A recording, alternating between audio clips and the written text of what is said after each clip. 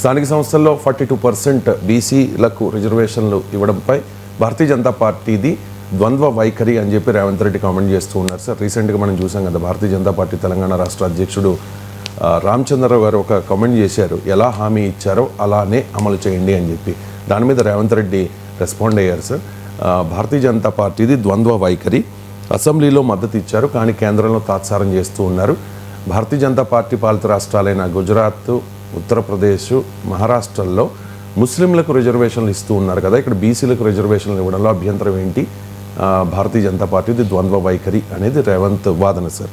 రేవంత్ వాదన కరెక్టేనా sir? Bharatiya Janata party కూడా మీరు తప్పుగా చెప్పారు. ముస్లింల రిజర్వేషన్లు ఇస్తున్నారని అనలేదైనా, ముస్లిం ఓబీసీలకు రిజర్వేషన్లు అన్నారు.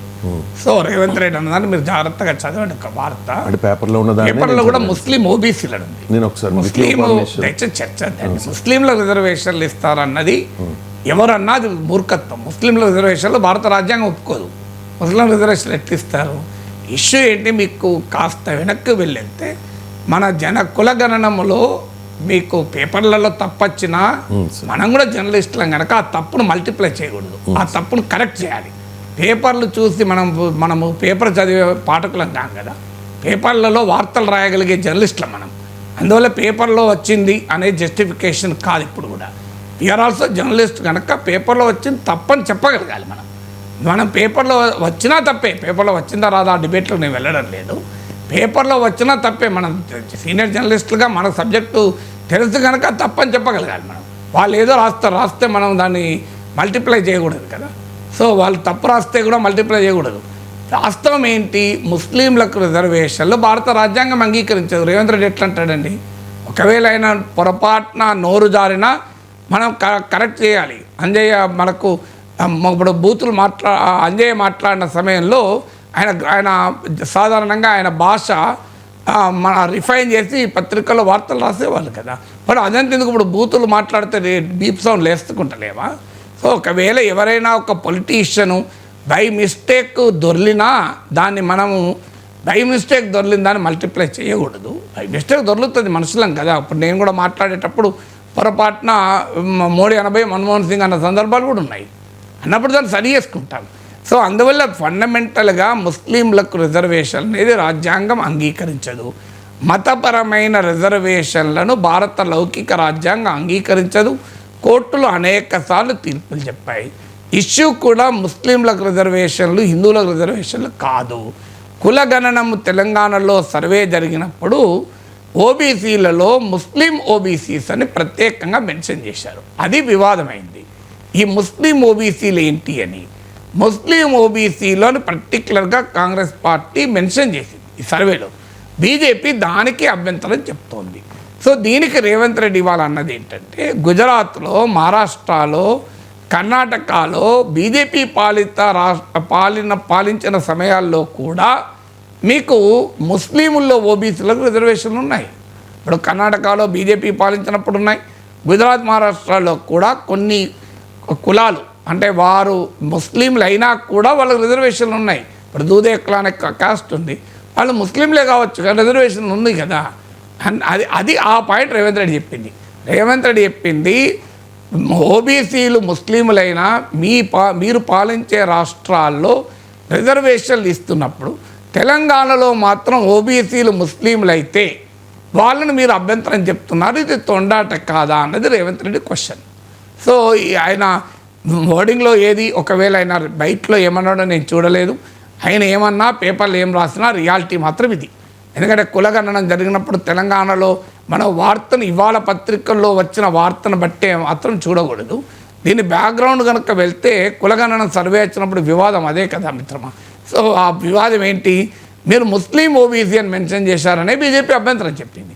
కానీ ఓబీసీ రిజర్వేషన్ విధానము సుప్రీంకోర్టు ఇచ్చిన తీర్పుల ప్రకారం ఏంటంటే, వెనకబాటుతనం ఆధారంగా ముస్లింల్లో కూడా ఓబీసీలు ఉంటే రిజర్వేషన్ ఇవ్వాలి అని. ఎందుకంటే ఫ్రీడమ్ ఆఫ్ వర్షిప్ అనేది భారత రాజ్యాంగం ఇచ్చే ప్రాథమిక హక్కు.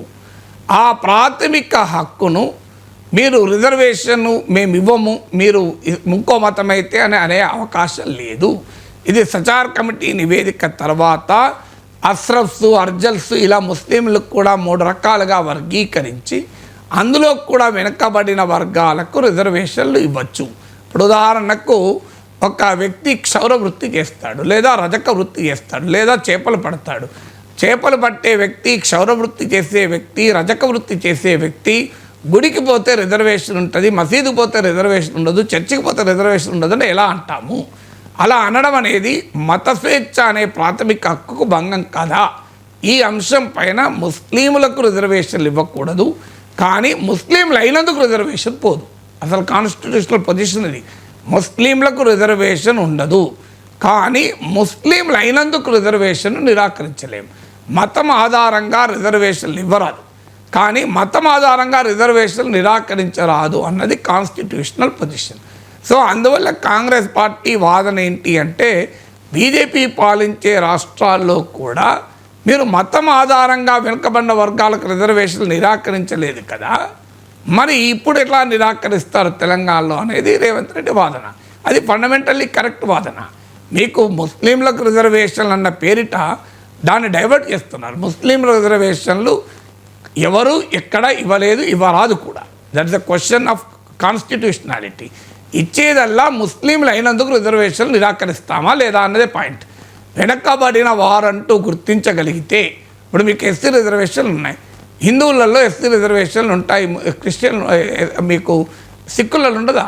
బూటా సింగ్ ఎక్కడి నుంచి అయినా ఎస్సీ రిజర్వ్ కాన్స్టిట్యూన్సీ ఇచ్చా కదా. బూటా సింగ్ ఎంపీగా ఉండే జలోర్ అండ్ రాజస్థాన్లో ఓ నియోజకవర్గం ఉంది, బంగారు లక్ష్మణ్ తెలంగాణ బిడ్డ, అక్కడి నుంచి గెలిచాడు. అదే జలోర్ నుంచి బూటా సింగ్ కూడా గెలిచాడు కదా. మరి సిక్కులలో ఎస్సీ రిజర్వేషన్ అయింది. చరణ్జీత్ సింగ్ చెన్నీ గుజరాత్ పంజాబ్ ముఖ్యమంత్రిగా ఉన్న కాంగ్రెస్, ఆయన ఎస్సీ కోటా నుంచి గెలిచాడు కదా.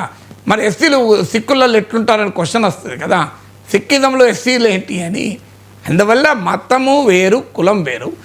మతం అయినా రిజర్వేషన్లు కులం ప్రాతిపదిక కాదు. మీకు ఎక్కడా కాన్స్టిట్యూషన్లో బ్యాక్వర్డ్ కాస్ట్ అన్న పదమే లేదు. కాన్స్టిట్యూషన్లో ఉన్నది బ్యాక్వర్డ్ క్లాసెస్ అని ఉంది. Class is different from cost. Supreme court అనేక తీర్పుల్లో కూడా చెప్పింది, caste is the convenient starting position to identify the backwardness, but the new forms of backwardness should be identified. ఇది జాట్ల కేసుగా చెప్పగలిగే Ram Singh versus union of India కేసులో కూడా supreme court ఇచ్చిన తీర్పు. అందువల్ల చాలామందికి రాంగ్ నోషన్ ఏమంటే వెనుకబడిన కులాలకు రిజర్వేషన్ అని. వెనుకబడిన కులాలకు రాజ్యాంగం ఎక్కడా రిజర్వేషన్ చెప్పలేదు, వెనుకబడిన వర్గాలకనే చెప్పారు. అందుకే మీకు బ్యాక్వర్డ్ క్లాసెస్ అన్న పదములో ఎస్సీ ఎస్టీలు కూడా వస్తారు రాజ్యాంగ పరిభాషలో. అందుకే మీరు బీసీ రిజర్వేషన్లను మన రాష్ట్రంలో అంటాం, జాతీయ స్థాయిలో దాన్ని ఓబీసీస్ అంటారు. మీరు గమనించండి, other backward classes. Other backward classes ఏంటి అనే క్వశ్చన్ వస్తుంది కదా. అదర్ బ్యాక్వర్డ్ క్లాసెస్ అంటే ఓబీసీ అని ఎందుకంటారు అంటే, రాజ్యాంగ పరిభాషలో ఎస్సీ ఎస్టీ కూడా బ్యాక్వర్డ్ క్లాసే. సో అందువల్ల అక్కడ కాంట్రవర్సీ అలా ఒక బీసీ వెనుకబడిన బిడ్డ అయితే, వెనుకబడిన వర్గం అయితే, ఆ వెనుకబడిన వర్గానికి మతం ఆధారంగా డిఫరెన్షియేట్ చేయకూడదు అని బీజేపీ పాలిత రాష్ట్రాల్లో కూడా చేయడం లేదు. పాయింట్ అది రేవంత్ రెడ్డి రైజ్ చేసింది అది. మీరు ఇక్కడ తెలంగాణకు వచ్చే వరకేమో ముస్లిం రిజర్వేషన్లు అన్న పేరిట అడ్డుకుంటున్నారు. వెనుకబాటుతనం అనే ప్రాతిపదిక రిజర్వేషన్లు ఇచ్చినప్పుడు ఆ వెనుకబడిన వర్గం వారు ఏ మతమైనా ఆ రిజర్వేషన్ ఉంటే, ఇప్పుడు కాశ్మీర్లో బక్రేవాల్ అనే కమ్యూనిటీ ఉంది. బక్రేవాల్ కమ్యూనిటీ ముస్లింలు, నాకు గుర్తున్న వాళ్ళకి ఈ మధ్య వాళ్ళకి ఎస్టీ రిజర్వేషన్ ఇచ్చినట్టున్నారు ఈ మధ్య, సబ్జెక్ట్ కరెక్షన్. మరి వాళ్ళు ముస్లింలు కదా అంటే ముస్లింలు కూడా కావచ్చు. ఈవెన్ ముస్లింలలో కూడా ట్రైబల్ కమ్యూనిటీస్ ఉన్నాయి, ఎస్టీస్ ఉన్నారు. సో అందువల్ల we should understand the identity in proper sense. అందువల్ల కాంగ్రెస్ పార్టీ రేవంత్ రెడ్డి క్వశ్చన్ ఏంటంటే, అయ్యా వెనుకబడిన వర్గాలలో ముస్లింలైనా మీరు పాలించే రాష్ట్రాల్లో కూడా మీరు ఇస్తున్నారే, మరి తెలంగాణకు వచ్చేవరకు ఎందుకు అడ్డుకుంటున్నారు? ఎందుకంటే 50% పరిమితి అనే కారణం చెప్పకుండా ముస్లిం ఓబీసీలో మీరు తొలగిస్తే మేము ఇస్తాం రిజర్వేషన్లు బీజేపీ వాళ్ళు అంటున్నారు. కారణం ఏంటంటే వారు దీన్ని హిందూ ముస్లిం ఇష్యూగా ప్రొజెక్ట్ చేయదలుచుకున్నారు. ఎందుకంటే బీసీ ఇష్యూ అనే వరకు సమస్య వస్తే కనుక బీజేపీ యొక్క రాజకీయంగా తొండాట ఆడుతున్నది అనేది రేవంత్ రెడ్డి వాదన. అది కరెక్ట్ వాదన. ఇక 50% పరిమితి మించుతోంది కదా అనేదే కదా ఈ మధ్య రామచంద్రరావు అన్నది కరెక్ట్ ఆర్గ్యుమెంట్. సుప్రీంకోర్టు అనేక తీర్పుల్లో 50% మించకూడదని అని చెప్పింది. బీజేపీ అఫీషియల్ స్టాండ్ అది కొత్తగా చెప్తున్న స్టాండ్ ఏమీ కాదు. Right from the beginning Bharatiya Janata party reservation పరిమితిని 50% పెంచడాన్ని వ్యతిరేకం. ఈవెన్ గుజరాత్లో పాటీదారీ ఉద్యమం, పటేళ్ల ఉద్యమం వచ్చినప్పుడు కూడా బీజేపీ తనకు రాజకీయంగా నష్టం జరుగుతున్న సమయంలో కూడా రిజర్వేషన్ల పరిమితి 50% దాటడాన్ని వ్యతిరేకించింది. That is the principle ideological position of BJP. అది రైటా రాంగా మనం ఎవరైనా ఆర్గ్యూ చేయొచ్చు, నాకు తెలియదు అనుకుంటే పొరపాటు, అందరికీ తెలుసు కదా అది. ఇప్పుడు బీజేపీ స్టాండ్ మీ గుజరాత్లో పటేళ్లకే రిజర్వేషన్లు ఇవ్వడానికి బీజేపీ అంగీకరించలే. అందువల్ల 50% మించకూడదన్నది బీజేపీ వైఖరి. 50% మించేలా రాజ్యాంగాన్నైనా మార్చాలన్నది కాంగ్రెస్ వైఖరి. ఈ రెండు వైఖరులు క్లియర్గా మన ముందున్నాయి. అలాంటప్పుడు ఈ ఆర్డినెన్స్ ద్వారా 50% మించుతోంది కదా, ఇది ప్రాక్టికల్గా రాజ్యాంగ రీత్యా నిలబడదు అనేది రామచంద్రరావు వాదన. నిలబడటానికి మార్గాలు ఆలోచించండి అని ఆయన మధ్యప్రదేశ్ మోడల్ ఒకటి చెప్పాడు. గ్రామాన్ని యూనిట్గా తీసుకొని ఒక గ్రామంలో జనాభా 50% దాటితే దానికి మీరు అక్కడ 50% మించి ఇవ్వండి. I think it is a sensible suggestion. ఎందుకు అంటే ఇందిరా సహానీ జడ్జిమెంట్లో కూడా 50% మించకూడదని చెప్తూనే సుప్రీంకోర్టు ఎక్సెప్షన్ ఇచ్చింది, బ్లాంకెట్ బ్యాన్ చేయలే. ఎక్సెప్షన్ ఏమిందంటే special case to be made out ఉన్నది. సో అందువల్ల ఒక గ్రామంలో 80% బీసీలే ఉంటారు, అది స్పెషల్ కేసు అయిపోతుంది కదా. అందువల్ల దీనికి కాన్స్టిట్యూషనల్గా కోర్టులు కొట్టివేయకుండా ఈ ఆర్డినెన్స్ను అమలు చేయించే ప్రయత్నం చేయాలి అన్నది రామచంద్రరావు వాదన. I think that is a proper argument and sensible argument అది.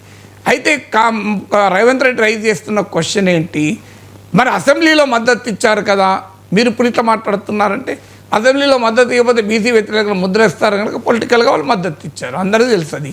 పొలిటికల్గా మద్దతు ఇచ్చారు కనుకనే వాళ్ళు ఏమంటున్నారు, మీరు తెచ్చింది బిల్లు తెచ్చింది మీరు ఎట్లా తెచ్చారో అట్లా అమలు చేయండి అని వాళ్ళు అంటున్నారు. అందువల్ల పాలిటిక్స్ వేరు, కాన్స్టిట్యూషనాలిటీ వేరు.